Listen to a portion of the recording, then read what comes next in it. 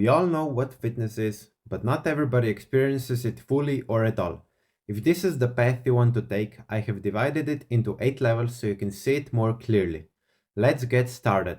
The first level is called the newbie. This is the part where you've just watched a transformation video of David Late, and although you have no idea what a dumbbell is, you are ready to do anything to get to that physique. You made a deal with yourself and family that you will never be bigger than David because it's too much muscle. Moving on to the next level called newbie with a double O. Yeah, I just couldn't figure out a name for this, so. Is a part where you already know that protein builds muscle, so you start with the never-ending cycle of chicken, rice and broccoli. However, you still don't know that companies are scamming you with so-called protein bars that have more carbohydrates than protein. You already have a bit of abs and know that full range of motion and controlling the weight is important, but you have no idea how intensity works. Actually, this is the first time you've ever heard about intensity. Every time you go to the gym, you go for a new bench 1 rep max, and it actually often works out as success. At this point, the ego starts to grow. The next level is called noob. Here, you reach your first plateau and you learn that setting a personal record on 1 rep max every single session isn't the best idea. You also learn that protein is not the only important thing to build muscle, so is bulking. Although you think you eat a lot of food, you later realize that your daily calorie intake was under 2000 calories. When you start bulking, you gain a new weapon, deadly farts. You think you're jacked because your biceps vein started to show and therefore you start wearing tank tops, in order to show dominance, of course.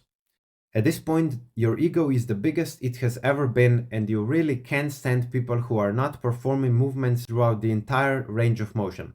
And last but not least, you developed a main character syndrome. Moving on to the level called mid.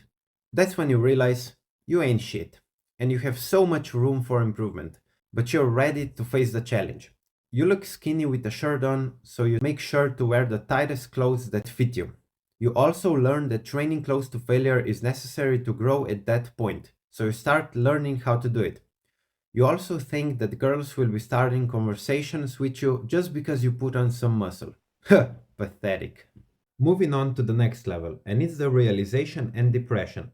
In this stage, you realize you aren't even that big after you cut down some fat, but you don't want to bulk up because you want to stay lean so your abs can be seen. You're also tired of chicken, rice, eggs, and that same old protein shake, but you don't know what to cook, so you're like, for fuck's sake. You have fully developed body dysmorphia and anxiety, but at least know how training to failure feels like. By the way, you now realize that having muscle won't get you a girlfriend, just a bunch of ass slaps from other dudes. But what hurts the most is when you realize that you will never look like David Late because he has better muscle insertions and smaller waist than you. Now finally some positivity. Actually not yet. The next level is called the Great Abyss of Despair. You are slowly plateauing again because you can't really build muscle without any additional energy, so you're forced to start bulking again. Besides depression, anxiety, and body dysmorphia, you now developed a substance use disorder, chugging that pre-workout like water, thinking it would help. Well, it actually does, since you can't think about other problems when you're having a heart attack. You try to drown all your problems at the gym, although it's clearly not working out. Social skills are even worse than they were before, you still don't have a girlfriend, so you cry even more. You now realize that bigorexia is a real thing and that training to failure is actually easy because you've been one your whole life. But you know what they say, sun always shines after the storm. So the next level is called the Great Victory. You now finally start to look like you lift, even in a hoodie. You can't fit the S size clothes anymore, so you start wearing oversized t-shirts. You finally manage all your anxiety and disorders, so you start being social again. You also know that food can taste good, can be good for a diet, and can be healthy all at the same time. And with a little bit of organization, you can easily stick to it. You are now happy with yourself and help other people with their struggles.